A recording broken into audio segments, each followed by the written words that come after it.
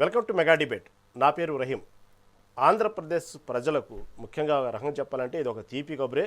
AP politic చరిత్రలోనే రేపు మరో కీలక ఘట్టానికి అడుగు పడబోతుంది. 5 ఏళ్ల కాలం వేలాది మంది రైతుల పోరాటానికి ఫలితమైతే దక్కబోతుంది.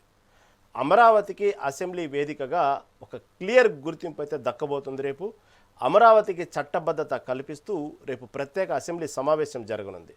అయితే గత వైసీపీ ప్రభుత్వం 3 రాజధానుల పేరుతో అమరావతిని ఎలా ఆటకెక్కించింది, రాజధాని లేని రాష్ట్రంగా ఏపీని మార్చడంలో జరిగిన ద్రోహం ఏంటి, ఈ అన్నకోణంలో ఈ సమావేశంలో ప్రభుత్వం గళం ఎత్తబోతుంది. ముఖ్యంగా చంద్రబాబు కూడా స్వయంగా వాళ్ళ ఎవరైతే నాయకులు ఉన్నారో ఈ అంశం మీద చాలా క్లియర్గా గళమెత్తాలని కూడా ఆదేశాలు కూడా జారీ చేయడం విన్నాం మనం. ఈ కేవలం బిల్లు ఆమోదించడమే కాకుండా గత ప్రభుత్వ వైఫల్యాలను ఎండగట్టునుందని కూడా తెలుస్తుంది.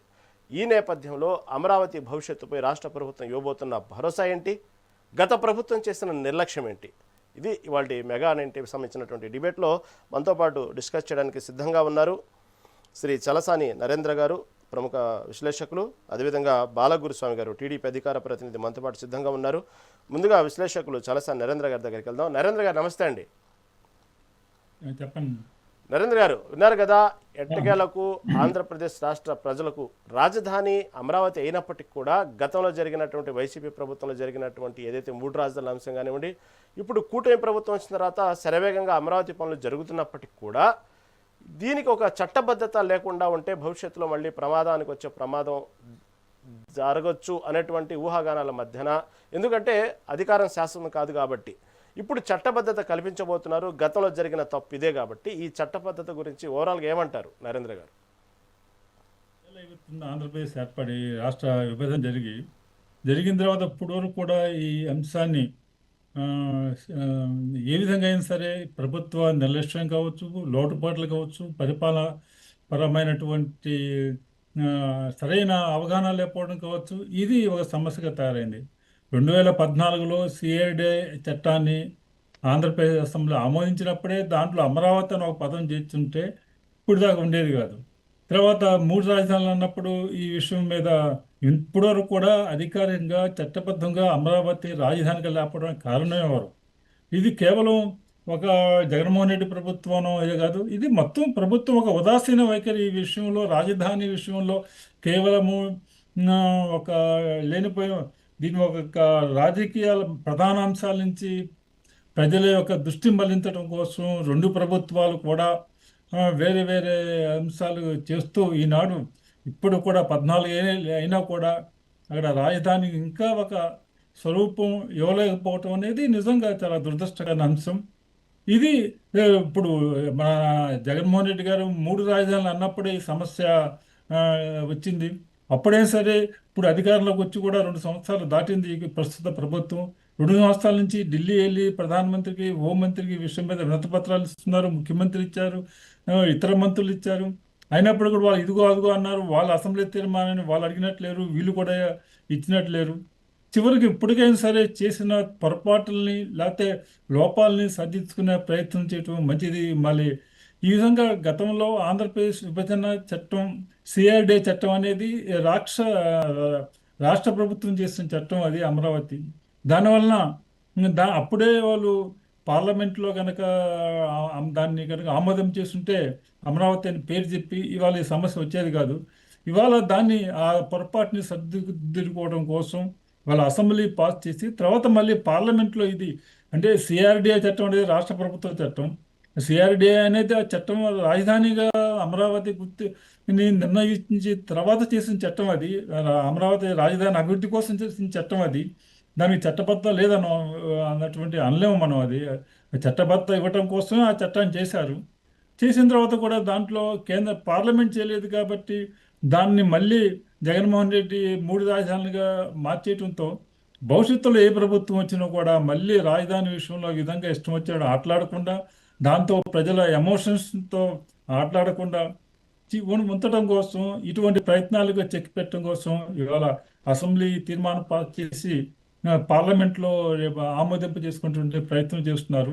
అయితే 2 ఏళ్ళుగా ఇది ఢిల్లీ చుట్టూ ప్రదర్శనలు చేస్తున్నప్పుడు ఎందుకు రాలేదు అసెంబ్లీ తీర్మానం? అప్పుడు ఆ కేంద్ర ప్రభుత్వం కూడా ఈ విషయం ఇదిగో చూస్తున్నాం, అదిగో చూస్తున్నాం అంటాం తప్పితే వాళ్ళు కూడా కాలయాపన చేస్తూ వచ్చారు. కానీ ఇది ఒక కేంద్ర ప్రభుత్వం ఇంతవరకు దీని మీద ఒక సీరియస్గా దృష్టి సారించినట్టు లేకపోవటం వలన ఇది నిజంగా జరిగింది ఇది. ఇప్పటికైనా ఈ ఈ లోటుని భర్తీ చేయటం కోసం, ఈ సమస్యని పరిష్కరించడం కోసం ప్రయత్నం చేయటం మంచిదని చెప్పొచ్చు. ఓకేనండి నరేంద్ర గారు, మళ్ళీ మీ దగ్గరకు వస్తాను. టీడీపీ అధికార ప్రతినిధి మనతో పాటు బాలగురుస్వామి గారు సిద్ధంగా ఉన్నారు. గురుస్వామి గారు నమస్తే అండి. నమస్తే రహీం గారు. గురుస్వామి గారు, చూసాం మనం గత 5 ఏళ్లలో దాదాపుగా రాజధానిని 3 రాజధానులు అంటూ జరిగినటువంటి వ్యవహారం, చివరికి అది ఏ రాజధాని లేకుండా చేసినటువంటి పరిస్థితులు మనం చూసాము.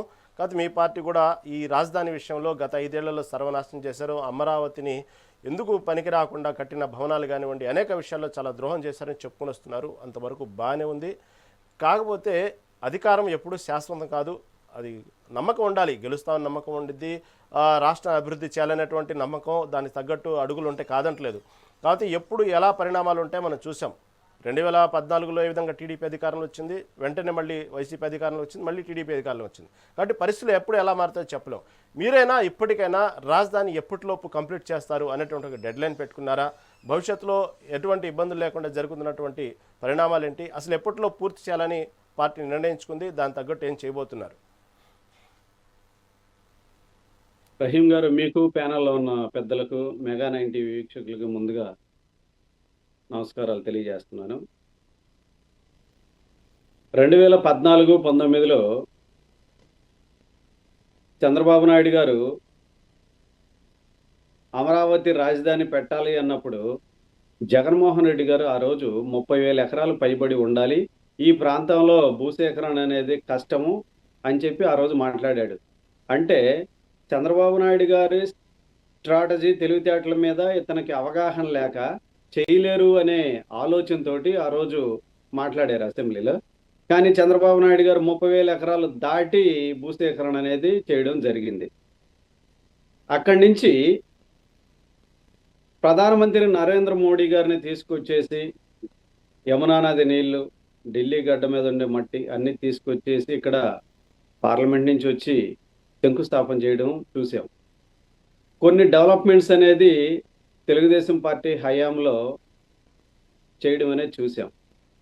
ఆ రోజు హుటాహుటిన మనం హైదరాబాద్ నుంచి వచ్చేసినప్పుడు కూడా తాత్కాలికంగా మనకి సెక్రటరియేట్ని ఆ రోజు నిర్మించుకొని పరిపాలన అనేది చేయడం అనేది మనందరం చూసాం. రాబోయే తరాలకి ఎలా ఉండాలి, శాశ్వత రాజధాని ఎలా కట్టాలి అనే ఒక ఆలోచనతో, తలంపుతో, ముందు చూపుతోటి, చాలా ప్లాన్స్ తోటి చంద్రబాబు నాయుడు గారు అమరావతి రాజధానిని మొదలుపెట్టడం మనందరం చూసాం. ఆ రోజు చంద్రబాబు నాయుడు గారి ఆలోచన ఎలా ఉన్నాయని అంటే, ఇన్ కేస్ మనం నెక్స్ట్ అధికారంలోకి రాకపోయినా కూడా ఉమ్మడి ఆంధ్రప్రదేశ్లో సైబరాబాద్ కావచ్చు, ఔటర్ రింగ్ రోడ్డు కావచ్చు, హైటెక్ సిటీ కావచ్చు, ప్రతి ఒక్కటి కూడా చంద్రబాబు నాయుడు గారి హయాంలో మొదలయ్యాయి. ఆ తర్వాత వచ్చిన రాజశేఖర రెడ్డి కాంగ్రెస్ గవర్నమెంట్ కావచ్చు, తర్వాత బీఆర్ఎస్ పార్టీ కావచ్చు, వాళ్ళు కొనసాగించారు. ఇక్కడ మనకున్న వ్యక్తి, ఇప్పటి ప్రతిపక్ష నేత, ఎక్కడా కూడా శిలాఫలకాలు కావచ్చు, ఎక్కడ చంద్రబాబు నాయుడు గారి పేరు కానీ, తెలుగుదేశం పార్టీ పేర్లు కానీ ఉండకూడదు అనే ఉద్దేశంతో 3 రాజధానులు అని చెప్పి కొత్త నాటకాన్ని తెర మీదకి తీసుకొచ్చేసి, వాళ్ళు రియల్ ఎస్టేట్ వ్యాపారం చేసుకునే దానికోసం, వాళ్ళు డబ్బులు సంపాదించుకునే దానికోసం 3 రాజధానులు అని చెప్పారు. ఆర్థిక రాజధాని వైజాగ్ అని చెప్పారు, పరిపాలనా రాజధాని అమరావతి అని చెప్పారు, కర్నూలుని అది ప్రత్యేకంగా అక్కడ హైకోర్టు పెడతాము, అదొక రాజధాని అని చెప్పి రకరకాలుగా మసిపూసి మారేడుగా చేసి వాళ్ళు ఆంధ్ర రాష్ట్ర ప్రజలందరినీ ఎలా చేశారనేది మనందరం కూడా చూడటం జరిగింది. అయితే ఈసారి మాత్రం అలాంటి అవకాశాలు అనేది లేకుండా జగన్మోహన్ రెడ్డికి ఆంధ్ర రాష్ట్ర ప్రజలు అధికారాన్ని ఇస్తే ఏ విధంగా 2019 నుంచి 2024 వరకు ఏ విధంగా పరిపాలన చేశాడు, ఏ విధంగా అడ్మినిస్ట్రేషన్ ఉంది, ఎలా పరిపాలన సాగించారు అనేది మనందరం కూడా చూసాం. ఎందుకనంటే అదొక పైశాచికత్వంతో చేశాడు. ఎక్కడ కూడా పరిపాలన అనేది జరగలేదు. వైసీపీ అనే పార్టీ ఒక పబ్లిక్ లిమిటెడ్ కంపెనీ లాంటిది. వాళ్ళు రాజకీయ పార్టీ కాదు, రాజకీయాలకు పనికిరారు.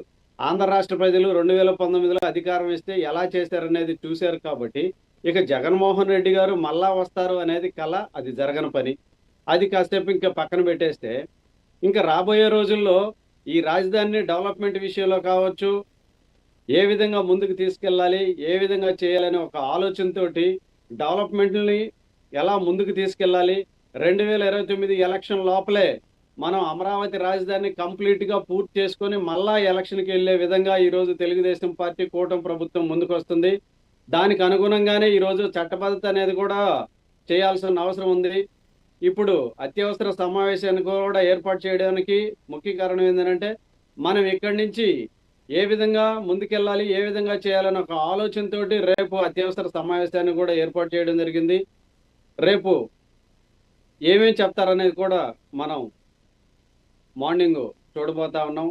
అందువల్ల మనకు అమరావతి రాజధాని, దాన్ని శాశ్వత రాజధానిగా చేయబోతుంది తెలుగుదేశం పార్టీ కూటమి ప్రభుత్వం. డెవలప్మెంట్ విషయంలో కూడా ఎప్పుడు కూడా ముందు చూపున్న వ్యక్తి, విజనరీ నాయకుడు చంద్రబాబు నాయుడు గారు కాబట్టి ఖచ్చితంగా ఆ విధంగా ఆంధ్ర రాష్ట్రాన్ని ప్రగతి పదంలో ముందుకి తీసుకెళ్ళబోతున్నారని చెప్పి మీ ద్వారా తెలియజేస్తున్నాను. రైట్ అండి. ఓకే గురుస్వామి, మళ్ళీ మీ దగ్గరకు వస్తానండి. ఇప్పుడే మన జాయిన్ అయ్యారు వైసీపీ నాయకులు బొట్ల రామారావు గారు. నమస్తే అండి రామారావు గారు. రామారావు గారు,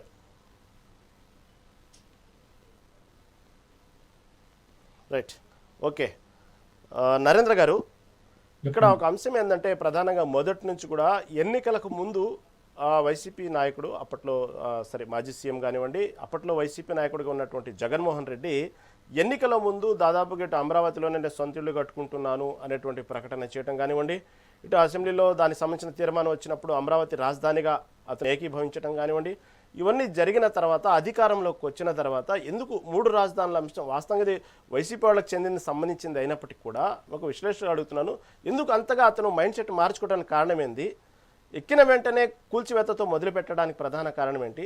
రాజధాని అంశాన్ని ఎందుకు అమరావతి అనగానే డైజెస్ట్ చేసుకోలేకపోవడానికి అనేక రకాల కారణాలు చెప్తున్నప్పటికీ కూడా ఒక విశ్లేషకులుగా ఎందుకు అతను డైజెస్ట్ చేసుకోలేకపోయారు? మళ్ళీ 3 రాజధానుల అంశం ఎందుకు తెర ముందుకు తెచ్చారు?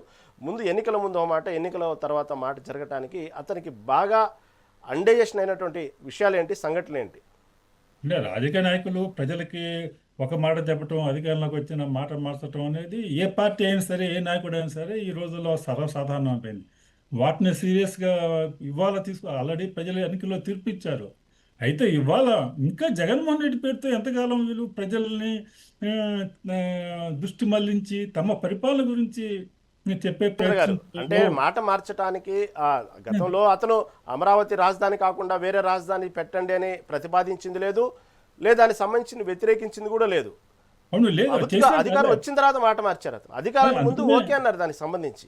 అందుకునే ప్రజలు తీర్పు ఇచ్చారు కదా ప్రభుత్వానికి, వీళ్ళు ఇచ్చారు కదా. ఇవాళ కూడా ఈ అమరావతి మీద చేసినటువంటి తెలుగుదేశం పార్టీ చంద్రబాబు నాయుడు గారు అమరావతి భూసేకరణకి ఇచ్చిన, రైతులకు ఇచ్చిన హామీల్ని ఇవాళ కూడా అమలు చేయట్లేదు. ఇవాళ కూడా కనీసం వాళ్ళు ఎవరు కనీసం వాళ్ళు సంవత్సరాల బయట వాళ్ళ ముఖ్యమంత్రి చర్చలు జరపడానికి రైతు ప్రతినిధితో సంవత్సరాల పట్టింది ప్రభుత్వానికి. అలా అక్కడ ఉన్నటువంటి ఇవాళ ఏదైతే గత ప్రభుత్వాన్ని అనేక లోపాలు చేశారు, అనేక అవినీతి కార్యక్రమాలు చేశారు, వాటి ప్రజలు తీర్పిచ్చారు. ఇవాళ మీరేం చేస్తున్నారు? అసెంబ్లీలో చంద్రబాబు నాయుడు గారు పవర్ పాయింట్ ప్రజెంట్ చేసి జగన్మోహన్ రెడ్డి గారి పరిపాలనతో ఎవరైతే అవినీతి అక్రమాలకు బలపడ్డారో, భూముల్ని దోచుకున్నారు, స్వాహా చేశారని ఆరోపించారో, లేకపోతే వైన్ షాపుల్లో, మద్యం షాపుల్లో నగదు వసూలు చేసి దోపిడీ చేశారని ఆరోపించారో, అదే పనులు, అదే కాంట్రాక్టర్లు, లేకపోతే అదేటువంటి పెత్తందాలు ఈ ప్రభుత్వంలో కూడా అదే ప్రయోజనాలు పొందుతున్నారు, అదే పనులు చేస్తున్నారు. ఉదాహరణకి ఇవాళ కూడా ముఖ్యమంత్రి గారు కానీ, తెలుగుదేశం పార్టీ నాయకులు కానీ, జనసేన నాయకులు కానీ, బీజేపీ నాయకులు గత ప్రభుత్వం మద్యం షాపులో నగదు వసూలు చేసి ఆన్లైన్ పేమెంట్ లేకుండా, ఆన్లైన్ వసూలు చేయకుండా సిస్టమ్ తీసేసి డబ్బుల్ని పెద్ద ఎత్తున దోచుకున్నారని ఆరోపణలు చేస్తారు. ఇవాళ ఏం చేస్తున్నారు? వీళ్ళు వచ్చిన తర్వాత ఆ సిస్టమ్ ఎందుకు మార్చలేదు? ఇవాళ కూడా అదే విధంగా ఎందుకు వసూలు చేస్తున్నారు నగదుని? అదేవిధంగా ఆనాడు టీడీపీ నాయకులు, బీజేపీ నాయకులు, జనసేన నాయకులు ఆరోపించినటువంటి 100 ఎకరాల భూములు ఎవరు దోచేస్తారన్నారో, అయితే కడప జిల్లాలో ఎవరైతే ఏ కాంట్రాక్టులు అయితే, ఏ కంపెనీలు అయితే దోచేసాయన్నారో వాళ్ళందరికీ వాళ్ళ రాజ్యపాటు ఏర్పాటు చేసి ఈ ప్రభుత్వం కూడా వాళ్ళకి టీడీపీ మంత్రులను అడగండి, టీడీపీ ఎమ్మెల్యేలను అడగండి, చెప్తున్నారు. వాళ్ళంతా కూడా వాళ్ళే చెప్తున్నారు. ఇవన్నీ కూడా ఇవాళ అదేటువంటి కార్యక్రమాలు చేస్తున్నారు. కాబట్టి ఒక ప్రభుత్వాన్ని మీరు ఓకే ఓకే నరేంద్ర గారు ఏమంటారు? బాలగురుస్వామి గారు, నరేంద్ర గారు చెప్పిన వ్యాఖ్యల్ని అప్పట్లో విమర్శించినటువంటి కూటమి ప్రభుత్వం, అంటే అప్పట్లో జనసేన కానివ్వండి, టీడీపీ కానీ కూటమి, ఇప్పుడు ప్రస్తుతం ఉన్నటువంటి కూటమి అప్పట్లో వ్యతిరేకించినటువంటి వైసీపీ పార్టీకి వీళ్ళు కూడా అదే దోవలో వెళ్తున్నారు అంటున్నారు నరేంద్ర గారు. నరేంద్ర గారు అవగాహన లేకుండా చెప్తున్నారని నేను తెలియజేస్తున్నాను. ఎందుకనంటే ఈరోజు అగ్గి పెట్టుకున్నా కూడా ఫోన్పేలు పనిచేస్తున్నాయి, ఆన్లైన్ పేమెంట్స్ ఉన్నాయి. వాళ్ళు ప్రభుత్వ ఉద్యోగులను పెట్టి, ప్రభుత్వం మద్యం షాపులు పెట్టి ఈరోజు లిక్కర్లో దాదాపు 5,000 కోట్ల రూపాయలు పైబడి మద్యం ద్వారా దోసుకొని, ఆన్లైన్ పేమెంట్లు లేకుండా అన్ని ఆఫ్లైన్ తోటి డబ్బులన్నీ దోసుకొని ఈరోజు ఎంతమంది జైల్లో ఉన్నారో పాపం నరేంద్ర గారికి తెలియదులాగా ఉంది. ఇప్పుడు మద్యం విధానం మేము ఎక్కడన్నా ఆఫ్లైన్లో అమ్ముతున్నామా, ప్రభుత్వ ఉద్యోగులను పెట్టి అమ్ముతున్నామా, డబ్బులు మేము ఎక్కడన్నా వసూలు చేస్తున్నామా? మద్యం సిండికేట్ల దగ్గర నుంచి ప్రతి ఒక్కటి వాళ్ళు ఇష్టానుసారంగా చేశారు. అది ఎక్కడ పాపం తెలియలేదాలందా, లేకపోతే బై మిస్టేక్ పొరపాటుని చెప్పినట్టున్నాడు. టీడీపీ ఎమ్మెల్యేలు చెప్తున్నారని నరేంద్ర గారు అంటున్నారు. టీడీపీ ఎమ్మెల్యేలు ఏం చెప్పారు, ఎక్కడ చెప్పారు, ఏ ఎమ్మెల్యే ఏం చెప్పాడు మీకు తెలవిస్తే మేము కూడా తెలుసుకుంటాం. అంతేగాని అడ్మినిస్ట్రేషన్ వాళ్ళు ఏ విధంగా చేశారు, ఎలా ఉందనేది అందరికీ తెలుసు. మీరే చెప్పారు, దానికి తగ్గట్టు తీర్పిచ్చారు, వాళ్ళని ఇంటికి కూడా పంపించారని చెప్పి. వాళ్ళ మైండ్ సెట్కి మా మైండ్ సెట్కి అసలు ఎక్కడా కూడా పొంతన ఉండదు. ఒకసారి జగన్మోహన్ రెడ్డి మైండ్ సెట్ చూడండి. ఆ రోజు రోజా దగ్గర నుంచి ప్రతి ఒక్కరు మేము తాడేపల్లిలో పెద్ద ప్యాలెస్ కట్టాము, పెద్ద కొంప ఒకటి కట్టాము, మేము ఇక్కడి నుంచే పరిపాలన చేస్తాము, ఇక్కడి నుంచి అడ్మినిస్ట్రేషన్ చేస్తాము, మేము ఇక్కడే ఉంటున్నాము, చంద్రబాబు నాయుడికి సొంత ఇల్లు కూడా లేదని చెప్పి ఆ రోజు ఎకిలిగా మాట్లాడి వాళ్ళు కిండలుగా సమాధానం చెప్పారు. ఈ రాష్ట్ర ప్రజలందరికీ తెలుసు. కానీ మీరు అడిగిన దానికి సమాధానం చెప్పలేదు నరేంద్ర గారు. వాళ్ళు ఆ రోజు ఆ విధంగా మాట్లాడారు. అధికారంలోకి వచ్చిన తర్వాత ఎందుకు స్టాండ్ మార్చుకొని ఎందుకు 3 రాజధానులు అన్నారు? 3 రాజధానుల పేరుతోటి వాళ్ళు రియల్ ఎస్టేట్ దందాలు, రియల్ ఎస్టేట్ బిజినెస్లు చేసుకున్నారు. వాళ్ళ మైండ్ సెట్ ఎలా ఉంటుంది? రావడంతో కోట్ల రూపాయల ధనాన్ని, ప్రభుత్వ ధనాన్ని వాళ్ళు ఎలా దుర్వినియోగం చేశారు. ప్రజా దర్బార్ను కూల్చేశాడు. దాన్ని కూల్చేసిన తర్వాత జగన్మోహన్ రెడ్డికి ఏమొచ్చింది? ఫస్ట్ కలెక్టర్ల తోటి రివ్యూ మీటింగ్ కూడా ప్రజా దర్బార్లోనే ఏర్పాటు చేశాడు జగన్మోహన్ రెడ్డి. దాన్ని కూల్చేసిన తర్వాత ఏమొచ్చింది జగన్మోహన్ రెడ్డికి? ఉంటే ప్రభుత్వానికి ఏదో ఒక విధంగా అక్కడ ఆఫీస్లో ఆఫీసర్స్ తోటి మీటింగులు పెట్టుకోవడానికి కావచ్చు, దేనికైనా కూడా పనికి వస్తుంది.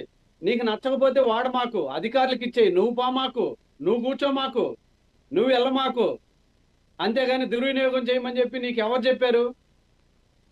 ప్రభుత్వ పాస్బుక్ల మీద ఇదే అంశాల మీద మనకు కూర్చున్నాడు. గురుస్వామి గారు ఇదే అంశాల మీద మనం సిద్ధంగా ఉన్నారు. వైసీపీ నాయకులు బొట్ల రామారావు గారు మనతో పాటు సిద్ధంగా ఉన్నారు. రామారావు గారు నమస్తే అండి. నమస్కారం అండి. రామారావు గారు, మీ ప్రధానంగా మీ పార్టీకి కానీ మీ నాయకుడికి కానీ ఎందుకు అమరావతి రాజధాని అనగానే ఎందుకో అంతగా వినసొంపుగా ఉండదు మొదటి నుంచి కూడా. కానీ ఎన్నికల ముందు మాత్రం అసెంబ్లీలో దానికి సంబంధించినటువంటి విషయంలో తీర్మానం చేసినప్పుడు అమరావతి రాజధాని ఒప్పుకున్నారు. ఇందాక మన గురుస్వామి గారు చెప్పినట్టే చంద్రబాబుకి ఇల్లు లేదేమో, మా నాయకుడు ఇల్లు ఉందని చెప్పి వాస్తవంగా ఎద్దేవా చేశారు. అలాంటి విషయాన్ని ఒక్కసారిగా గెలిచిన తర్వాత ఎందుకు కూల్చివేతలతో మొదలుపెట్టి రాజధాని అంశంలో ఎందుకు మీకు మైండ్ సెట్ ఎందుకు మార్చుకున్నారు? రాజధాని అమరావతిని ఎందుకు ఒప్పుకోలేకపోయారు? ఒక్కసారిగా 151 నుంచి 11 స్థానాలు పడిపోవటానికి కారణం కూడా సింహభాగము ఈ అమరావతి అంశమైనటువంటి అంశాన్ని ఇప్పటికైనా మీ పార్టీ గుర్తించిందా? ఇప్పటికి కూడా అమరావతి రాజధాని ఒప్పుకోలేని మైండ్ సెట్లోనే ఉన్నారా? ఎలా ఉంది ప్రస్తుతం పార్టీ పరిస్థితి? దీని గురించి ఏమంటున్నారు? నమస్కారం అండి.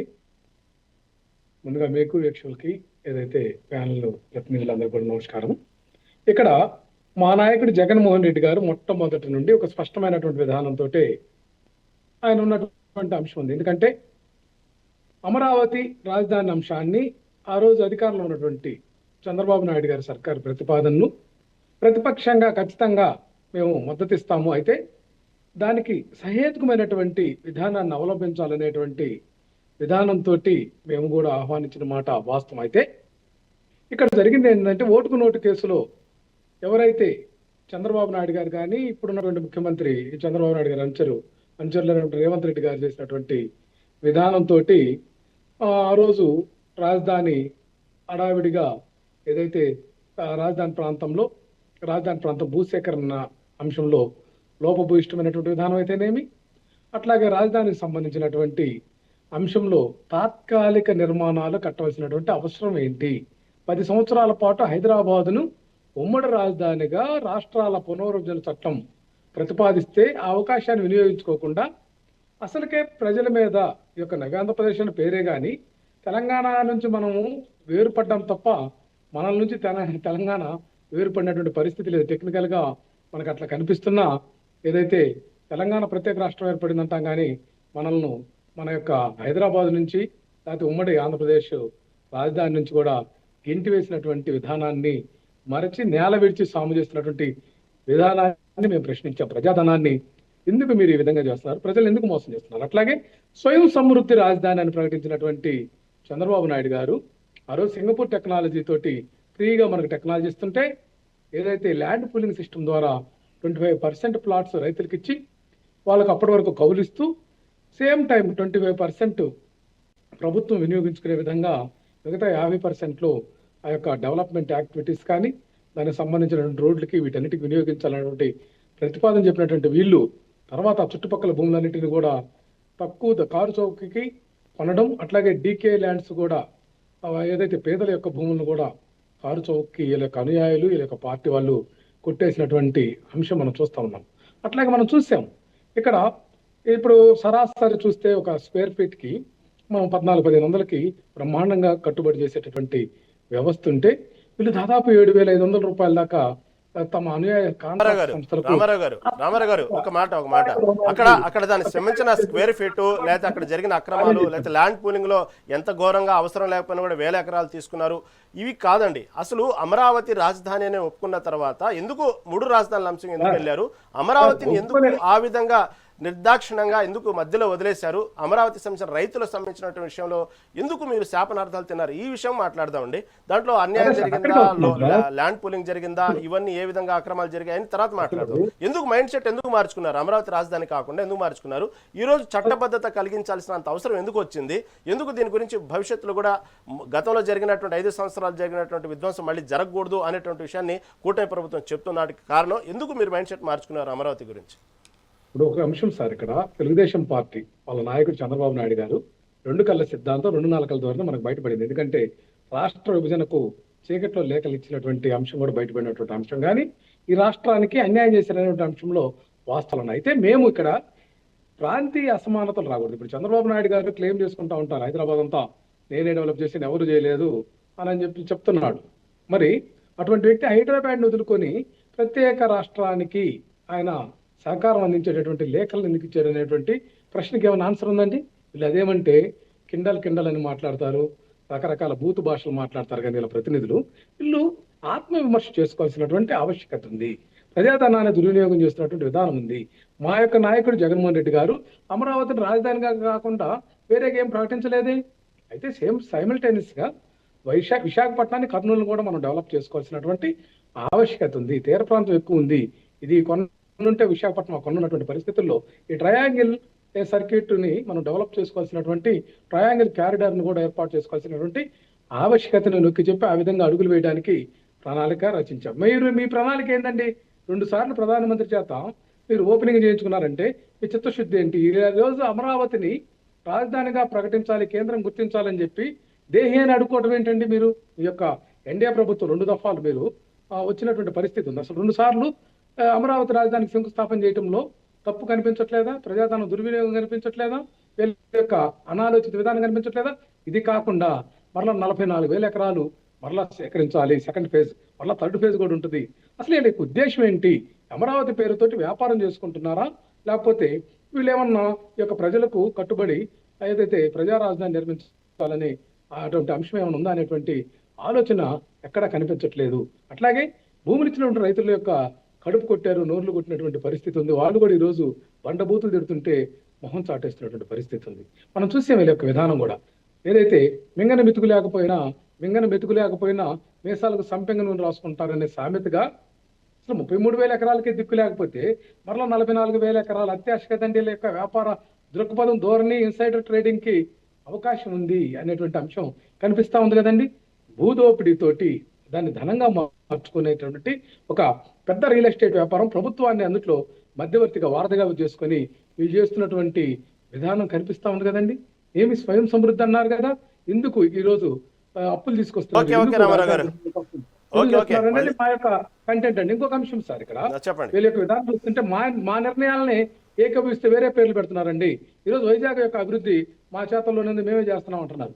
ఆ రోజు విమర్శించినటువంటి నోర్లు ఈరోజు అదే నోర్లు ఈ రోజు కూడా మరలా మాట్లాడుతుంటే ఇది విడ్డూరం కాక వైరుధ్యం కాక ఏముంటుందని మేము ప్రశ్నిస్తా ఉన్నామండి. అసలు అదే కాక తాడేపల్లి కొంప అని మాట్లాడుతున్నాడే, గురుమూర్తి గారికి అర్హత ఉందని కొంపంటానికి సిగ్గు కూడా లేదు వీళ్ళకి. మా నాయకుడు జగన్మోహన్ రెడ్డి గారు ముందుగానే అక్కడ నివాసం ఏర్పాటు చేసుకొని పరిపాలన అంశంలో ఏదైతే ఆంధ్రప్రదేశ్లో ఉంటే వీళ్ళు ఈ రోజు కూడా వీకెండ్ ట్రిప్స్ తోటి ప్రజాధనం దుర్వినియోగం చేస్తే స్పెషల్ ఫ్లైట్లు వాడుతూ వేలాది కోట్ల రూపాయలు ప్రజాధనం దుర్వినియోగం చేస్తున్నటువంటి విధానం వీళ్ళకి కళ్ళకు కనపట్టలేదని మేము ప్రశ్నిస్తా ఉన్నాం. వీళ్ళకి విధానం ఏంటి, వీళ్ళకి వైఖరి ఏంటి అనేది మేము ప్రశ్నిస్తుంటే వీళ్ళకి చెమటలు పోసి ముచ్చెమటలు పోసి వీళ్ళు పరుగులెత్తున్నటువంటి ఓకే అంశం రామారావు ఉంది. గారు ఓకే కూడా ఓకే ఓకే ఓకే కేంద్రం నుంచి ఒకటే సార్ పునర్విభజన చట్టంలోని ఓకే ఓకే హామీ వీళ్ళు డిమాండ్ చేయట్లేదు. రైట్ వీళ్ళు వైసీపీ మీద ఏదైతే ఆడిపోసుకుంటున్నారు తప్ప వీళ్ళకి స్పష్టమైనటువంటి విధానం అయితే లేదు సార్. రైట్ అండి. ఓకే రామారావు గారు మళ్ళీ మీ దగ్గరకు వస్తాను, చాలా సమయం ఉంది.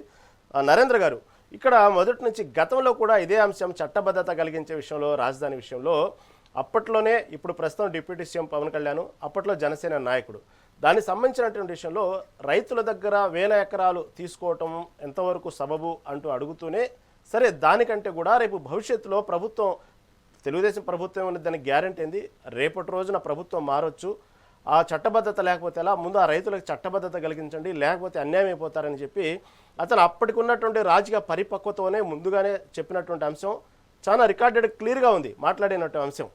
కానీ ఎందుకు అప్పుడు ఈ ఆలోచన రాలేదు?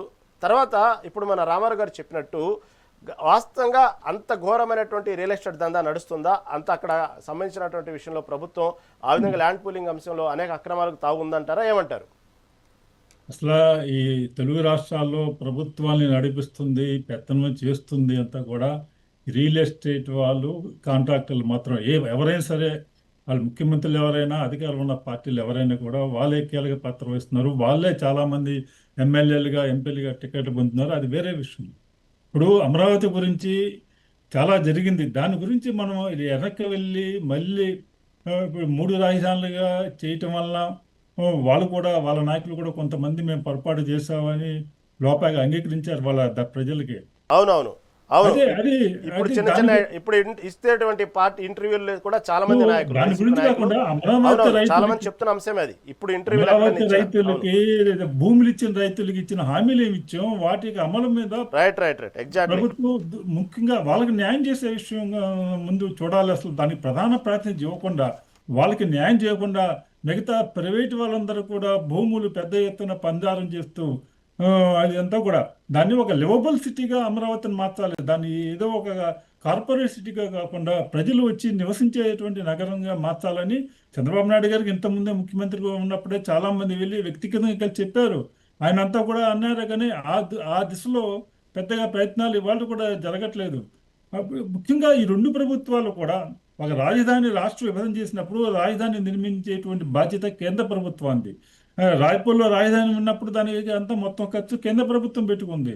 అయితే ఈ 2 ప్రభుత్వాలు కూడా ఇక్కడ ప్రజల్ని ఏవో ఒకరినొకరు నిందించుకుంటూ ప్రజల మీద రాజకీయాలు చేయడం తప్పితే కేంద్ర ప్రభుత్వాన్ని నిలదీసి కేంద్రం నుంచి రావాల్సిన వాళ్ళ బాధ్యతని గుర్తు చేసే విధంగా చేయటంలో చేయలేకపోతున్నారు, కారణాలు ఏమైనప్పుడు కూడా. ఇప్పుడు కూడా మొదట్లో ఇచ్చినటువంటి 1500 కోట్లు తప్పితే కేంద్ర ప్రభుత్వం అమరావతి కోసం ఇచ్చినటువంటి నిధులు లేవు. ఇప్పుడు కూడా అంతర్జాతీయ సంస్థల ద్వారా, ఇతర ఆర్థిక సంస్థల ద్వారా రుణాలు ఇప్పిస్తున్నారు. కానీ ఇప్పుడు ప్రభుత్వం కేంద్రంలో కీలకమైనటువంటి స్థితిలో ఇవాళ కేంద్ర ప్రభుత్వం మనుగడే టీడీపీ మీద ఆధారపడి ఉంది.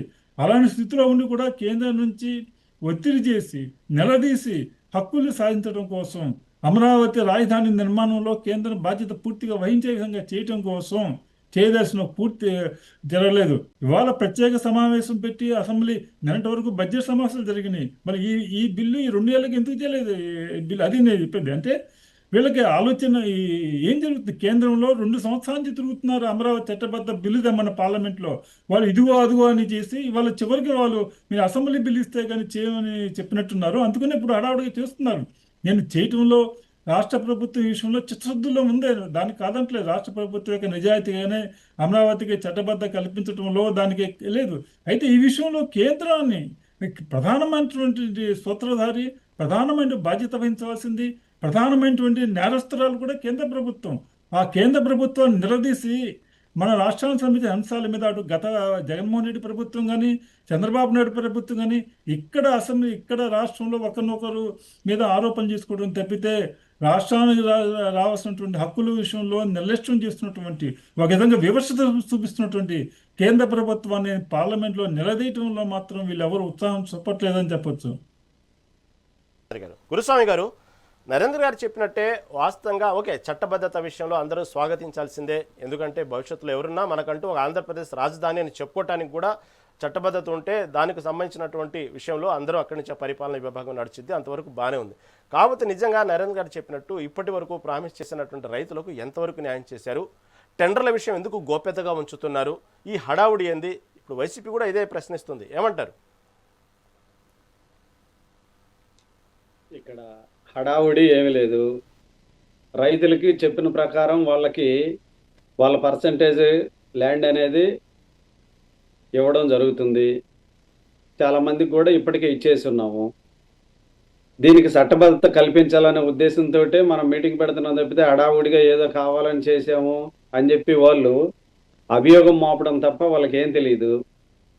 ల్యాండ్ పూలింగ్లో అవకతవకలు జరిగినాయి అని చెప్పి రామారావు గారు మాట్లాడారు. ఇన్సైడర్ ట్రేడింగ్ అని చెప్పి మాట్లాడాడు. ఆ ఇన్సైడర్ ట్రేడింగ్లో మీరు అధికారంలో ఉన్నప్పుడు ఏం చేశారు? మీరు లిక్కర్ బిజినెస్లో వేల కోట్ల రూపాయలు దోసుకున్నారు. వాళ్ళందరినీ ఈరోజు పట్టాం. అందరూ జైల్లో ఊచలు లెక్కేస్తున్నారు. ఇన్సైడర్ ట్రేడింగ్లో మేము మా పార్టీ వాళ్ళు కానీ ఎక్కడైనా అవినీతి చేసి ఉంటే మీరు అధికారంలో ఉన్నప్పుడు ఏం చేశారు? ఏం చేయగలిగారు? మీ వల్ల ఏమైంది? అంటే మేము ఎక్కడ తప్పు చెయ్యలేదు కాబట్టి మీరు ఏమి చేయలేకపోయారు. ఇంకపోతే ఆయనకి వంగి నమస్కారం చేస్తున్నారని చెప్పి మాట్లాడారు. అందరూ భారతదేశ ప్రజలు, ఆంధ్ర రాష్ట్ర ప్రజలు, తెలుగు రాష్ట్రాల ప్రజలు అందరూ కూడా చూస్తున్నారు. జగన్మోహన్ రెడ్డి గారు 5 సంవత్సరాల్లో ఎన్నిసార్లు ఢిల్లీ పోయి వచ్చాడు, ఎన్నిసార్లు వంగి నరేంద్ర మోడీ దగ్గర కాళ్ళు మొక్కొచ్చాడు. ఒక్కసారైనా నేను ఫలానా విషయం మీద ఆంధ్ర రాష్ట్రానికి నిధులు తీసుకొచ్చేదానికి కావచ్చు, ఆంధ్ర రాష్ట్ర డెవలప్మెంట్ కోసం నేను ఫలానా సెంట్రల్ మినిస్టర్ని కలిశాను, హోమ్ మినిస్టర్ని కలిశాను, ప్రధానమంత్రిని కలిశానని చెప్పి బయటకు వచ్చి ఒక్క ప్రెస్ మీట్ పెట్టిన దాఖలాలు మీకున్నాయా? మీరు కూడా మాట్లాడుతున్నారు. ఇందాక రహీం గారు అడిగిన ప్రశ్నకి సమాధానం చెప్పకుండా రామారావు గారు తెలివిగా చుట్టూ తిప్పుకొచ్చాడు. ముక్కు ఎక్కడుందంటే చుట్టూ తిప్పుకొచ్చినట్టు. మీరు 2019 ఎలక్షన్కి వచ్చేటప్పుడు మీరు ఏమని చెప్పి ఎలక్షన్కి వచ్చారు? పంపన్నానని చెప్పి మీరు అబ్జెక్షన్ మాట్లాడారు. ఓకే, 2019 ఎలక్షన్కి వచ్చేటప్పుడు మేము గెలిస్తే 3 రాజధానులు పెడతామని చెప్పి మీరు ఎక్కడైనా చెప్పారా? ఒకసారి లేదంటే ఆ బైట్స్ కానీ వీడియో కానీ చూడండి. మీరు మళ్ళా ఈ డిబేట్ అయిపోయిన తర్వాత అయినా కూడా మమ్మల్ని కిండల్ చేశారు. అంటే చంద్రబాబు నాయుడికి ఇక్కడ ఇల్లు లేదు, మా జగన్మోహన్ రెడ్డికి ఇల్లు కట్టాడని చెప్పి మాట్లాడింది మీరు, మీ నాయకులు, మీ మంత్రులు కాదా? ఆ రోజు ఏం మాట్లాడారు, తర్వాత ఏం చేశారు? అది అడిగితే దానికి సమాధానం చెప్పకుండా ఆర్థిక రాజధాని డెవలప్ చేయాలి, తీర ప్రాంతం పొడుగ్గా ఉంది. తీర ప్రాంతం పొడుగ్గా ఉండేది అందరికీ తెలుసు. మీరు ఎలక్షన్కి వచ్చేటప్పుడు తీర ప్రాంతం పొడుగ్గా ఉండేది తెలీదా మీకు? తెలుసు కదా. ఆ రోజు మీరు ఏకైక రాజధానికి మేము మద్దతు ఇస్తున్నామని చెప్పారు. ప్రతిపక్షంలో ఉన్నప్పుడు మీరేం మాట్లాడారు? ఆ రోజు చెప్పొచ్చు కదా, మేము అమరావతి రాజధానిని యాక్సెప్ట్ చేయట్లేదు, మేము వస్తే 3 రాజధానులు కడతామని చెప్పలేదు మీరు. హైదరాబాద్ని 10 ఏళ్ళు ఉంటే ముందుగా ఎందుకు వచ్చారని చెప్పి మాట్లాడారు. 10 ఏళ్ళు ఉన్న తర్వాత కూడా గుడ్డలు సంఖలో పెట్టుకొని మళ్ళా ఇక్కడికి అమరావతి, విజయవాడకి రావాలి కదా. తాత్కాలిక రాజధాని ఏర్పాటు చేసుకోవడం అంటే మన ఇల్లు మనం కట్టుకోవడం కూడా ఇష్టం లేని వ్యక్తులు ఈ వైసీపీ వాళ్ళు. అది రామారావు గారి మాటల ద్వారానే తేటతెల్లం అయిపోయింది. తాత్కాలిక రాజధాని ఏర్పాటు చేసి శాశ్వత రాజధాని కట్టేదానికి ప్రయత్నం చేసిన వ్యక్తి చంద్రబాబు నాయుడు గారు. ఇంకపోతే హైదరాబాద్లో అన్ని మేము కట్టామని చంద్రబాబు నాయుడు గారు చెప్తుంటారు, వాళ్ళ నాయకులు చెప్తున్నారని. అన్ని మేము కట్టామని నీకు చెప్పాము ఎప్పుడన్నా ఎక్కడైనా? నువ్వు విన్నావా? ఔటర్ రింగ్ రోడ్ దగ్గర నుంచి, సైబరాబాద్ దగ్గర నుంచి, హైటెక్ సిటీ దగ్గర నుంచి అన్నిటినీ ప్రారంభించిన వ్యక్తి చంద్రబాబు నాయుడు గారు అని చెప్పా. మీరు విన్నారో లేదో, డిబేట్ స్టార్ట్ అయ్యేటప్పుడు మీరు లేనట్టున్నారు. ఆ రోజు రాజశేఖర్ రెడ్డి గారు కూడా చంద్రబాబు నాయుడు గారు ఏవైతే పనులు స్టార్ట్ చేశారో, ఏ డెవలప్మెంట్స్ అయితే పునాది వేశారో, ఏ డెవలప్మెంట్స్ అయితే ఎంతవరకు తీసుకొచ్చాడో దాన్ని కొనసాగించాడు రాజశేఖర్ రెడ్డి అని చెప్పి నేను ఇందాక చెప్పా. మరి నీకు వినపడలేదు, మీరు డిబేట్లో లేరు, నాకు తెలియట్లా. అన్ని మేము కట్టామని ఎక్కడ చెప్పలా. అంటే వినపడుతుందండి, వినపడటం కాదు. ఈ చంద్రబాబు మీరు క్లెయిమ్ చేస్తున్నటువంటి విధానము ఎందుకు మీరు హైదరాబాద్ ని ఉమ్మడి రాజధానికి ఉంచుకోలేకపోయారు? ఒక రాష్ట్ర విభజనకు ఎందుకు కట్టించారని నేను క్వశ్చన్ చెప్పాలి. ఉమ్మడి రాజధానిగా 10 ఏళ్ళు ఉన్న తర్వాత అయినా మళ్ళా వచ్చేయాలి కదా మనం. అది కూడా తెలీదా? ముందుగా వచ్చి మనం ఇప్పుడు మనకి ఇల్లు అవసరం అయితే బాడిగంట్లో ఎన్ని రోజులు ఉన్నా, ఒకటి రామారావు గారు బాడిగంట్లో ఎన్ని రోజులు ఉన్నా కూడా మళ్ళా వచ్చి మనం సొంత ఇల్లు కట్టుకోవాలి కదా. 10 ఏళ్ళ తర్వాత అయినా మళ్ళా మనం ఆంధ్రప్రదేశ్ కి రావాల్సిందే కదా. ఆంధ్రప్రదేశ్ కి వచ్చేసి మళ్ళా మనం రాజధాని కట్టుకోవాల్సిందే కదా. గురుమూర్తి గారు, మీరు అర్థం చెప్పండి. మీకు చెప్పండి. హైదరాబాద్ మాది, మా యొక్క విధానం ఉందన్నటువంటి వ్యక్తి హైదరాబాద్ నుంచి విడిపోయేటటువంటి రాష్ట్ర విభజనకు ఎందుకు మీరు లేఖ ఇచ్చారని నేను అడుగుతున్నా. మీకు అది అర్థం కావట్లా.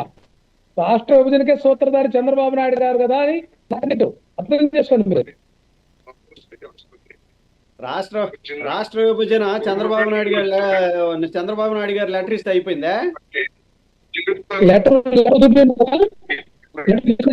ఇస్తే అయిపోయిందా? అట్లా మాట్లాడతావు. అన్నదమ్ములు ఇప్పుడు మీరెంతమంది అన్నదమ్ములు అందరూ కలిసే ఉన్నారా? అన్నదమ్ములు అందరూ కంటిన్యూగా కలిసే ఉన్నారా? ఈరోజు తమిళనాడు నుంచి రామారావు గారు వాస్తవంగా ఇప్పుడు రాజధాని విషయంలో చట్టబద్ధత రేపు అసెంబ్లీలో తీర్మానం పెట్టబోతున్నారు. చట్టబద్ధత విషయంలో మీ పార్టీ స్టాండ్ ఏంటి? ఎందుకు వ్యతిరేకిస్తున్నారు? చట్టబద్ధత వల్ల వచ్చేటువంటి నష్టమేంది? చట్టబద్ధత గురించి ఎందుకు మీరు దానికి సంబంధించిన విషయంలో ఎక్కడో కొంత మళ్ళీ దానికి ఎక్కడ విమర్శనాస్త్రాలు ఎందుకు సంధిస్తున్నారు? ఏంది చట్టబద్ధత మంచిదే కదా చట్టబద్ధత ఉంటే, ఏమంటారు?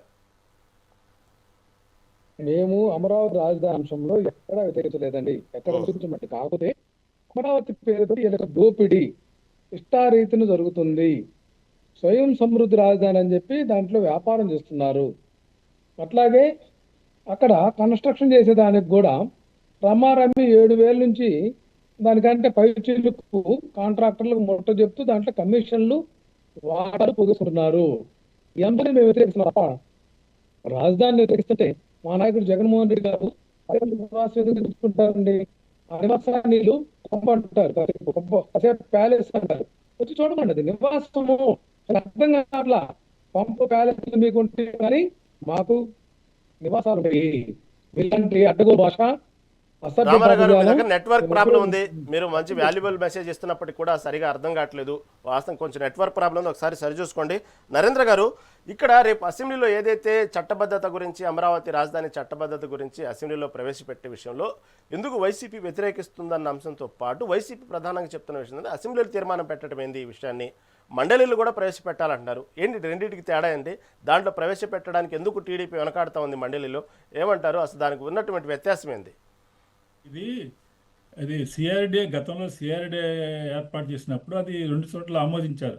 అది రాష్ట్ర ప్రభుత్వం చట్టం. ఇది కేవలం ఇది ఒక తీర్మానం లాంటిది. ఇది బిల్లు కన్నా కేంద్ర ప్రభుత్వాన్ని ఇది కేంద్ర చట్టం రావాలి. రాష్ట్ర ప్రభుత్వం చట్టం చేస్తే అమరావతికి లీగల్ స్టేటస్ రాదు. ఇదేం ఆర్థిక బిల్లు కాదు. కేంద్ర పార్లమెంట్ చేయాలి. పార్లమెంట్ చేయమని కోరటం కోసం ఇంతకుముందు వినత పత్రాలు ఇచ్చారు, అదే మంత్రివర్గ తీర్మానం ఇచ్చారు. ఇప్పుడు అసెంబ్లీ తరఫున రాష్ట్ర ప్రభుత్వం ప్రజల తరఫున అసెంబ్లీ రిప్రజెంటేట్ ద స్టేట్ గవర్నమెంట్. కాబట్టి ఇది రాజ్యాంగం ప్రకారం ఇది మండలిలో చేయాల్సిన అవసరం లేదని చెప్తున్నారు. అది కాబట్టి కేవలం ఒక రిప్రజెంటేషన్ ఇవ్వటం ఇది అసెంబ్లీ తీర్మానం బేసికల్గా కేంద్ర ప్రభుత్వానికి అధికారికంగా రాష్ట్ర ప్రజల తరఫున ఒక రిప్రజెంటేషన్ ఇవ్వడం కోసం ఈ బిల్లు పెడుతున్నట్టు కనిపిస్తుంది. దానికోసం ఇది చేయాల్సింది అసెంబ్లీ బిల్లు చేయటం వలన దానికి చట్టబద్ధత ఏర్పడదు. అది కేవలం ఒక రికమెండేషన్ లేకపోతే ఒక మెమోరాండం ఇవ్వటం కేంద్ర ప్రభుత్వానికి, అంతే. అది అల్టిమేట్గా పార్లమెంటు దీనికి చేసి రాజ్యాంగ సవరణ చేయాలి. పార్లమెంట్ ఈ విషయంలో రాజ్యాంగ సవరణ చేసి, ఎందుకంటే ఆంధ్రప్రదేశ్ రీఆర్గనైజేషన్ బిల్ అనేది పార్లమెంట్లో ఆమోదించినటువంటి రాజ్యాంగ సవరణ. దాంట్లో ఒక మార్పు, ఒక పదాన్ని చేర్చడానికి ఈ అమెండ్మెంట్ బిల్లు ఇది తీసుకొస్తున్నారు.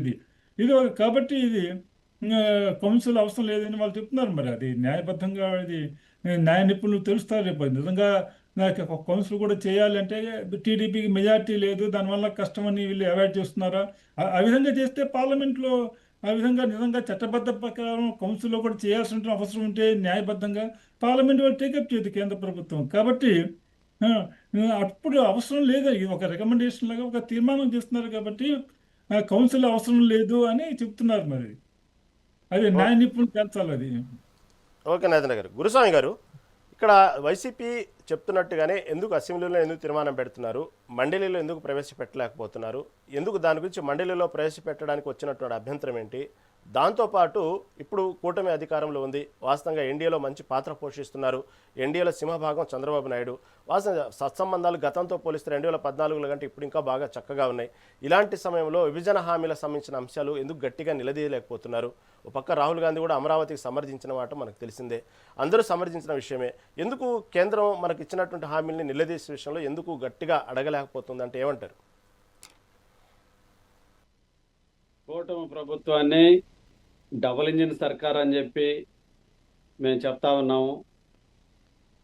ఖచ్చితంగా సెంట్రల్ గవర్నమెంట్ని చంద్రబాబు నాయుడు గారు గట్టిగానే అడుగుతున్నారు. అని అంటే మనం అడిగేది, మనం ఇచ్చే రిప్రజెంటేషన్ వీడియో తీసి బయట తీసుకొచ్చేసి ప్లే చేస్తే అడిగినట్ట? అంటే లోపల అడిగి వస్తే అది గట్టిగా అడిగినట్టు కాదా? అంటే మేము ఎలా అడుగుతున్నాం అనేది వీళ్ళకి ఏం తెలిసి మాట్లాడతారు? ఖచ్చితంగా మేమైతే విభజన హామీలు 100% చెయ్యాల్సిందే. ఆంధ్ర రాష్ట్రం నష్టపోయి ఉంది కాబట్టి 100% ఆంధ్ర రాష్ట్రాన్ని బయట వేయాలంటే కేంద్ర ప్రభుత్వంలో ఆ రోజు విభజన హామీలు ఏమైతే ఉన్నాయో వాటన్నిటిని 100% అమలు చెయ్యాలి. దానికి మాకు ఇవ్వాల్సిన అమౌంట్, ప్యాకేజీలు ఏవైతే ఉన్నాయో అన్నీ ఇవ్వాలని చెప్పి గట్టిగా అడుగుతున్నది. అడిగిన మాట వాస్తవమే. ఇంకా ఎన్ని తెచ్చి మీకు చూపించాలంటే ఈ చూపించేవి కాదు కదా. ఖచ్చితంగా అడుగుతున్నారు. ఇంకపోతే ఈరోజు 2024లో తెలుగుదేశం కూటమి ప్రభుత్వం అధికారంలోకి వచ్చిందంటే ఆంధ్ర రాష్ట్రంలో ఎలక్షన్ జరిగినప్పుడు 175 నియోజకవర్గాల నుంచి 164 సీట్లు గెలిస్తే అధికారాన్ని చేపట్టి అసెంబ్లీలో కూర్చున్నాం. అసెంబ్లీ ఉంటే చాలు, శాసన మండలి అక్కర్లేదు, శాసన మండలిని రద్దు చేయమని చెప్పేసి వీళ్ళు తీర్మానం చేసి పంపించారు. వీళ్ళు ఈరోజు ఏదో మళ్ళీ మండల్లో పెట్టాలని వీళ్ళు మాట్లాడుతున్నారు. ఆ మండలికి అంత ప్రాధాన్యత ఉంటే, మండలికి అంత ఇంపార్టెన్స్ ఉంటే ఆ రోజు వీళ్ళు అసలు మండలినే రద్దు చేయమని చెప్పి ఎందుకు చెప్పారు వీళ్ళు? అంటే ఏ రోజుకి ఏది అవసరం వస్తే ఎటు గాలి తోలితే అటు వెళ్ళిపోయి మాట్లాడడం వీళ్ళకి వెన్నతో పెట్టిన విద్య అయిపోయింది. అంటే ఏదొస్తే అది మాట్లాడటం, ఏదొస్తే అది చెప్పేయడమే. ఈరోజు అసెంబ్లీలో నరేంద్ర గారు చెప్పినట్టు ఆంధ్ర రాష్ట్రానికి ఏకైక రాజధాని అమరావతి, దీనికి చట్టబద్ధత కావాలి, చట్టబద్ధత కల్పించండి అని చెప్పి తీర్మానం చేసేదానికి ఈరోజు రేపు అసెంబ్లీ సమావేశం ఏర్పాటు చేస్తుంటే వచ్చి మాట్లాడండి. అసెంబ్లీలోకి వచ్చి తీర్మానం చేస్తే వచ్చే ఇబ్బందులు ఏంది, తీర్మానం చేస్తే వచ్చే కష్టాలు ఏంది, తీర్మానం చేస్తే వచ్చే నష్టాలు ఏంది, మీకు చేతనైతే అసెంబ్లీకి వచ్చి మాట్లాడండి. అది చేయరు, అది చేయలేరు, అది చెప్పడానికి చేత కాదు, అది మాట్లాడటానికి రాదు. ఆ విషయంలో ఏం లోపాలు ఉన్నాయి, ఏం మంచులు ఉన్నాయని చెప్పి వీళ్ళకి తెలిసి ఉంటే వచ్చి మాట్లాడొచ్చు కదా. అలాంటి ఏం మాట్లాడరు. ఏదో ఒకటి వీళ్ళకి గుడ్డ కాల్చి మీద వేయడం అనేది వీళ్ళకి అలవాటు అయిపోయింది. రహీం గారు ఆ కోవలో ఆ విధానంలో మాట్లాడుతున్నారు తప్పితే ఇంకోటి ఏమి లేదు. ఏం చట్టబద్ధత కల్పిస్తే మీకు వచ్చే నష్టమేంది? రామారావు గారు ఏమంటారు? వాస్తవంగా నరేంద్ర గారు చెప్పినట్లు రేపు తీర్మానం చేసేసి మాకు చట్టబద్ధ కల్పించండి, ఏకైక రాజధాని అమరావతి ఉండాలని చెప్పి రిప్రజెంటేటివ్ గా ఆంధ్ర రాష్ట్ర ప్రజల నుంచి 175 నియోజకవర్గాల నుంచి మెజారిటీ పీపుల్ గెలుస్తున్నాం కాబట్టి ఇక్కడ ఒక తీర్మానం చేసి సెంట్రల్ గవర్నమెంట్ కి అందజేసే ప్రయత్నం రేపు చేస్తుంటే ప్రతి దాన్ని కూడా భూతద్దంలో చూడటం, చున్నంలో సూక్ష్మాలు ఎతకడం, అది తప్ప వేరే పనే లేదు వీళ్ళకి. రామారావు గారు రామారావు గారు వీడియో ఆన్ చేయండి. రామారావు గారు ఉన్నారా? ఓకే నరేంద్ర గారు, ఇక్కడ ఓకే సరే, చట్టబద్ధత విషయంలో సరే టీడీపీ తీసుకుంటున్న వైఖరిని మనం సపోర్ట్ చేయాల్సిందే. భవిష్యత్తులో వచ్చేటువంటి ప్రాబ్లమ్స్ లేకుండా ఉండడానికి గతంలో జరిగినటువంటి అనుభవాల దృష్ట్యా భవిష్యత్తులో ఇదంటూ ఒక చట్టబద్ధత కలిగిస్తున్నారు, అంతవరకు బాగానే ఉంది. మీరు చెప్పినట్టుగానే టెక్నికల్ ఇష్యూస్ చాలా ఉన్నాయి దీంట్లో, దానికి పార్లమెంట్లో బిల్లు పెట్టాలి ఇవన్నీ అంటున్నారు, ఓకే బాగానే ఉంది. కాకపోతే ఇక్కడ గతంలో వైసీపీ ప్రభుత్వంలో జరిగినటువంటి ఏదైతే తెలుగు రాష్ట్రాలకి ఆంధ్రప్రదేశ్ రాష్ట్రానికి జరిగినటువంటి ఘోరము, ఆ రాజధాని విషయంలో వాళ్ళు చేసిన పార్టీ చేసిన ద్రోహము అంటూ ఇవన్నీ గళమెత్తాలి అంటూ చంద్రబాబు నాయుడు చాలా స్ట్రాంగ్గా పార్టీ నాయకుల్ని కూడా ఈ విషయంలో రేపు అందరూ గట్టిగా మాట్లాడాలని చెప్పే విషయం వెనుక ఆంతర్యం ఏంటి? అదే ఇప్పుడు నేను చెప్పేది, జగన్మోహన్ రెడ్డి ప్రభుత్వం ఏం చేసింది ఏంటి అనేది ఇంకా ఇప్పుడు నరేంద్ర మోడీ గారి ప్రభుత్వం, ఆయన ప్రధానమంత్రి 12 ఏళ్ళైన తర్వాత కూడా ఇవాళ కూడా దేని మీద మాట్లాడినా కూడా నెహ్రూ విధానాల గురించి, లేకపోతే గతంలో కాంగ్రెస్ పరిపాలన వైఫల్యాల గురించి, లేకపోతే పాకిస్తాన్ యొక్క బూచి గురించి ఆ విషయాలు ఎక్కువ మాట్లాడతారు తప్పితే తన ప్రభుత్వం యొక్క విధానపరమైన అంశాల మీద తక్కువ మాట్లాడుతున్నారు. అలాగే ఇప్పుడు కూడా ఆంధ్ర ఉద్యమంలో ఆంధ్ర ప్రత్యేక ఆంధ్ర ఉద్యమం జరిగినప్పుడు 72లో వెంకయ్య నాయుడు గారు కాంగ్రెస్ పార్టీని తిడుతూ బహిరంగ సభలో మాట్లాడేవారు, ఏ మీటింగ్లోనా. అప్పుడు తెన్నేటి విశ్వనాథం గారు, అప్పుడు పెద్ద నాయకుడు, ఆయన చేయగలి నాయన శత్రునామ స్మరణ చేయరాదు నాన్న, ఎందుకు పద్దాక శత్రువు గురించి స్మరించుకుంటామని. అలాగే ఇప్పుడు ఒక విషయాన్ని మీ విధానపరమైన అంశాల మీద మీరు మాట్లాడండి. గత ప్రభుత్వం చేసిన లోపాల మీద, అవినీతి మీద, అక్రమాల మీద విచారణ చేసి తగిన చర్య తీసుకోండి. ఎవరు కాదని దాన్ని తప్పట్టరు. దానికన్నా గత ప్రభుత్వంలో ఎవరైతే లోపాలు చేస్తారో, ఎవరైతే అవినీతి పాల్పడ్డారో, ఎవరైతే ఆనాడు ప్రభుత్వంతో కొమ్ము కాస్తారో ఆ అధికారులకే మీరు సింహభాగం ఇస్తున్నారు, కీలక పదవులు ఇస్తున్నారు. ఆ అధికారులు ఇవాళ మండల స్థాయిలో కానీ జిల్లా స్థాయిలో కానీ చూడండి, టీడీపీ కార్యకర్తలు వెళ్తే వాళ్ళ పనులు అవుతున్నాయా, వైసీపీ కార్యకర్తలు వెళ్తే అధికారులు స్థానిక అధికారులు వాళ్ళ పనులు చేస్తున్నారు. ఆత్మపరిశీలన చేసుకోండి. ఇవన్నీ కూడా నేను ఎవరు చెప్పారు ఏంటి అనేది కాదు. కాబట్టి ప్రభుత్వం మారింది. కాబట్టి చంద్రబాబు నాయుడు గారు ఢిల్లీ వెళ్ళినప్పుడల్లా కేంద్ర ప్రభుత్వాన్ని ఈ రాష్ట్రానికి ఏం చేయాలని ఆరాటపడుతూ ప్రతి మంత్రిని కలిసి స్వయంగా కలిసి పదే అడుగుతున్నారు. ఆయన కృషిలో ఎలాంటి లోపం లేదు. అయితే రాష్ట్రానికి రావాల్సిన న్యాయమైన విషయాల నుంచి కూడా కేంద్ర ప్రభుత్వం ఉదాసీనంగా వ్యవహరిస్తుంది. ఉదాహరణకి వెనుకబడిన ప్రాంతాల అభివృద్ధి కోసం విభజన చట్టం ప్రకారం ఇవ్వాల్సిన నిధుల్ని ఫస్ట్ 2 సంవత్సరాలు ఇచ్చి ఇవ్వలేదు. అక్కడ ఉన్నటువంటి రాయలసీమలో కానీ ఉత్తరాంధ్రలో కానీ ఇలా అనేకటువంటి విషయాలు ఉన్నాయి బేసిక్ ఇవ్వాల్సినవి. కాబట్టి ఈ విషయంలో మన తమిళనాడు కానీ కర్ణాటక కానీ లేకపోతే మహారాష్ట్ర లాంటి రాష్ట్రాల్లో వాళ్ళ రాష్ట్ర అధికార ప్రతిపక్షాలు ఎంతగా పోట్లాడుకున్నా కూడా, ఎంతగా రాజకీయంగా ఘర్షణలు పడినప్పుడు కూడా రాష్ట్ర ప్రయోజనాలకు సంబంధించి ఢిల్లీ వెళ్ళినప్పుడు, పార్లమెంట్కి వెళ్ళినప్పుడు ఉమ్మడిగా వాళ్ళు డిమాండ్ చేస్తారు కేంద్ర ప్రభుత్వం మీద. ఉమ్మడిగా వాళ్ళు కేంద్రం మీద ఒత్తిడి తెచ్చే ప్రయత్నం చేస్తారు. అలాంటి ప్రయత్నాలు మన ఆంధ్రప్రదేశ్లో జరగట్లేదు. అసలు తమ రాజకీయమైనటువంటి వైరుధ్యాలు రాష్ట్ర అభివృద్ధికి వాళ్ళ అనేక విషయాలు రావాల్సిన బలవంతంగా కేంద్రం నుంచి రావాల్సిన నిధులను కానీ లేకపోతే ప్రాజెక్టులను కానీ వీళ్ళు పొందలేకపోతున్నారు. ఉదాహరణకి పోలవరం ప్రాజెక్టు కేంద్ర ప్రాజెక్టు, అది కేంద్ర ప్రభుత్వమే మొత్తం ఖర్చు భరించాలి. ఇవాళ కూడా పోలవరం నిర్వాసితులకి పునరావాసంగా ఆయన డబ్బులు ఇస్తామని కేంద్రం నుంచి హామీ పొందలేకపోయారు. ఆ నిర్వాసితుల యొక్క పునరావాసం అయితే తప్పితే పోలవరం ప్రాజెక్టు పూర్తి కాదు. అది ఆ కేంద్ర ప్రభుత్వం దాని మీద కప్పదాటు వైఖరి ఇస్తుంది. వాళ్ళకి కూడా దాని మీద ఫస్ట్ కేంద్ర బాధ్యత. అది ప్రాజెక్టు కట్టి నువ్వు నిర్వాసితులకు ఇవ్వకుండా ప్రాజెక్టు కడతా అంటే ఎలాగూ ఆ విషయం మీద కేంద్ర ప్రభుత్వం బాధ్యత. అది ఒత్తిడి తేలేకపోతున్నారు. అది నేను చెప్తున్నాను. ఈ విషయంలో ఆ విషయాల మీద ఎక్కువ దృష్టి పెడితే బాగుంటుంది. రాష్ట్రానికి ఉపయోగం, ప్రభుత్వానికి కూడా మంచి పేరు, స్థిరస్థాయిగా పేరు వస్తుందని చెప్తున్నాను. ఓకే గురుస్వామి గారు, వాస్తవంగా అమరావతి రాజధానికి ప్రపంచ బ్యాంకు నుంచి తెచ్చినటువంటి నిధులు సరిపోతాయా? కేంద్రం నుంచి తీసుకురావడంలో ఎంతవరకు సక్సెస్ అయింది కూటమి ప్రభుత్వం? గతంలో కేంద్ర ప్రభుత్వం ప్రకటించినవన్నీ కూడా అది కేంద్ర ప్రభుత్వం రాజధాని డెవలప్మెంట్ కోసం ప్రకటించింది కాదు, అప్పుల రూపంలో ఇస్తున్నది, అప్పుల రూపంలో ఇప్పిస్తుంది థర్డ్ పార్టీకి అంటూ కూడా అనేక విమర్శలు చేశారు. ఏమంటారు దీని గురించి? రహీం గారు, ఖచ్చితంగా. ఎందుకనంటే ప్రపంచ బ్యాంక్ నుంచి అప్పు తెచ్చినా మళ్ళీ మనం తీర్చాలి, మనం కట్టాలి. మనకి కేంద్ర ప్రభుత్వం విభజన హామీలో మనకి ప్యాకేజీల దగ్గర నుంచి ప్రతి ఒక్కటి, ఇప్పుడు పోలవరం కూడా గత ప్రభుత్వంలోనే 2019కి ముందు 14 టు 19 వరకు దాదాపు 72-73% అనేది పోలవరాన్ని పూర్తి చేసాము. ఆ కొరవ 2-3% కూడా చేయలేక వాళ్ళు సతికిల పడ్డారు. ఇది సెంట్రల్ గవర్నమెంటే కట్టి మనకి ఇవ్వాల్సిన బాధ్యత వాళ్ళకే ఉంది. కానీ వాళ్ళు కడితే లేట్ అవుతుంది, చాలా టైం పడుతుందని చెప్పి దాన్ని రాష్ట్ర ప్రభుత్వం టేకప్ చేసి మనం ముందుగా వర్క్ చేయడం అనేది రాష్ట్రం కోసం, రాష్ట్ర ప్రజల బాగోగు కోసమే చంద్రబాబు నాయుడు గారు చేయడం జరిగింది. ఖచ్చితంగా మనకి సెంట్రల్ గవర్నమెంట్ నుంచి రావాల్సిన ఫండ్స్ అడిషనల్గా కూడా చంద్రబాబు నాయుడు గారు తీసుకొచ్చే ప్రయత్నం అయితే చేస్తున్నారు. అలా తీసుకురాగలిగితేనే మన రాష్ట్రానికి కూడా న్యాయం జరుగుతుందని చెప్పి మీ ద్వారా తెలియజేస్తున్నాను. ఎందుకనంటే అన్ని అప్పులు తీసుకొచ్చి కట్టుకున్నా కూడా రేపొద్దున మళ్ళా మనం తీర్చాలి, ఆ భారం అంతా మన మీద పడుతుంది. కాబట్టి ఈ డబుల్ ఇంజిన్ సర్కార్లో సెంట్రల్ గవర్నమెంట్ నుంచి ఆంధ్ర రాష్ట్రానికి రావాల్సిన వాటికన్నా కూడా ఎక్కువ తీసుకొచ్చే ప్రయత్నం మన ముఖ్యమంత్రి వర్యులు చంద్రబాబు నాయుడు గారు చేస్తున్నారని చెప్పి మీ ద్వారా ఈ రాష్ట్ర ప్రజలకు తెలియజేస్తా ఉన్నాను. గురుస్వామి గారు, ఇందాక రామారావు గారు చెప్పినట్టు గతంలో ఎక్కువగా వైజాగ్ మీద కాన్సన్ట్రేట్ చేశారు మాజీ సీఎం జగన్మోహన్ రెడ్డి. దాదాపు అక్కడే రాజధానిగా ప్రకటిస్తారనే ఆ మాట కూడా తెర ముందుకు వచ్చింది. అది కొన్నాళ్ళు నడిచింది. వాస్తవంగా పరిపాలన విభాగం కూడా ఎక్కువగా అక్కడి నుంచే చేయడానికి ప్రయత్నాలు కూడా జరిగినాయి.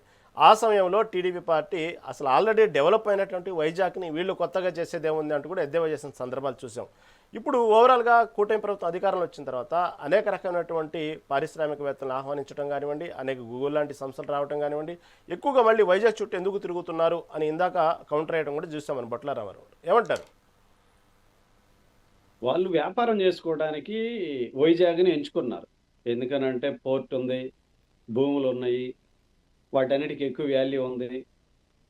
ఋషికొండమని బోడుగుండు చేసేసి దాదాపు 500 కోట్ల పైబడి ఆంధ్ర రాష్ట్రం ఎంత అప్పుల్లో ఉంది, ఆంధ్ర రాష్ట్రం ఎంత ఇబ్బందుల్లో ఉంది, మనకి ₹1 కోటి కూడా చాలా ముఖ్యం. మనకి 500 కోట్ల పైబడి ఋషికొండలో అంత పెద్ద ప్యాలెస్ ఎవరి కోసం కట్టారు వీళ్ళు? ఎందుకోసం కట్టారు వీళ్ళు? ఎవరు ఉండటం కోసం కట్టారు వీళ్ళు? ఎందుకు కట్టారు? 500 కోట్లు తీసుకొచ్చేసి అమరావతి మీద కావచ్చు, లేదు అనుకుంటే వెనకబడ్డ ప్రాంతమైన రాయలసీమకైనా కూడా ఏదైనా డెవలప్ చేయొచ్చుగా. ఎవరి కోసం కట్టారు ఇది? ఆ కబోర్డులు చూసాం, మనం టాయిలెట్లు చూసాం. అసలు ఒక్కొక్కటి ఎన్ని లక్షల రూపాయలు పెట్టి ఏ విధంగా కట్టారో, మార్బుల్స్ దగ్గర నుంచి. ఎవరి కోసం కట్టారు ఇవన్నీ రహీం గారు? ఒకసారి చెప్పమనండి ఆంధ్ర రాష్ట్ర ప్రజలకి. వీళ్ళు వ్యాపారం చేసుకోవడం కోసం మళ్ళా మనమే వస్తాము, ఈ ప్యాలెస్లో మనమే విలాసవంతంగా ఉండాలి అని చెప్పి విలాసవంత భవనం కట్టారు వీళ్ళు రాజధాని, ఆర్థిక రాజధానిని పెంచడం కోసం లేకపోతే ఇంకొక దానికోసం కాదు. వీళ్ళు ఎందుకనంటే అక్కడ ఉన్న భూములన్నీ లాక్కోవడం కోసమే వీళ్ళందరూ వెళ్ళారు. అంతే తప్పిస్తే వీళ్ళకి వేరే ఉద్దేశం లేదు. ఇప్పుడు మనకి చంద్రబాబు నాయుడు గారు చాలామందిని కలిసి ఈరోజు ఇన్వెస్టర్స్ని ఆంధ్ర రాష్ట్రానికి తీసుకొచ్చే క్రమంలో వాళ్ళు కొన్ని ప్రాంతాలు ఎంచుకుంటారు. వాళ్ళు కూడా ఎందుకనంటే ఈరోజు పెట్టుబడి పెట్టే వ్యక్తులు ఏ ప్రాంతంలో పెడితే బాగుంటుంది, ఎక్కడ పెడితే బాగుంటుంది అనే ఆలోచనతోటి రాజధానిలో పెట్టుకుంటామని చెప్పి అడిగిన వాళ్ళకి మాత్రం ఆర్థిక రాజధాని వైజాగ్కి అక్కడ చూపిస్తున్నారు తప్పితే ప్రత్యేకంగా మేమంతా వెళ్ళిపోయి వైజాగ్ మీద పడి వైజాగ్నే డెవలప్ చేయాలి, వైజాగ్నే పెంచాలనే ఆలోచన కూటమి ప్రభుత్వానికి, చంద్రబాబు నాయుడు గారికి లేదు. రాజధాని మాత్రం బ్రహ్మాండంగా డెవలప్ చేస్తారు. ఎందుకనంటే దాదాపు ఈరోజు 1 కోటి జనాభా ఉన్నారు రమారమి హైదరాబాద్లో. మనకి రాజధానిని అమరావతిలోనే ఉంచాలనేది ప్రధాన ఉద్దేశం. ఎందుకనంటే అటు విజయవాడ కావచ్చు, ఇటు గుంటూరు కావచ్చు, మంగళగిరి కావచ్చు, చుట్టూ ఉన్న టౌన్ని మధ్యలో ఉంది. కాబట్టి ఖచ్చితంగా ఇక్కడైతే డెవలప్మెంట్ అనేది ఎక్కువ జరుగుతుంది. గుజరాత్ రాజధాని గాంధీనగర్ ఉంటుంది. జనాలందరూ ఎక్కువ అహ్మదాబాద్లో ఉంటారు. ఉదయాన్నే ఆఫీసులకి వెళ్ళిపోయి అక్కడ పనులు చూసుకొని మళ్ళీ ఎక్కువ మంది అహ్మదాబాదే వస్తుంటారు. మనకి ఆంధ్ర రాష్ట్రం విడిపోయిన తర్వాత కూడా చాలామంది ఆఫీసర్లు కూడా వచ్చేదానికి సుముఖంగా లేకపోతే వాళ్ళకి స్పెషల్గా ట్రైన్ వేసి మార్నింగ్ ఉదయాన్నే హైదరాబాద్ నుంచి తీసుకురావడం, మళ్ళీ సాయంత్రం తీసుకెళ్ళడం ఇలా చేయడం జరిగింది.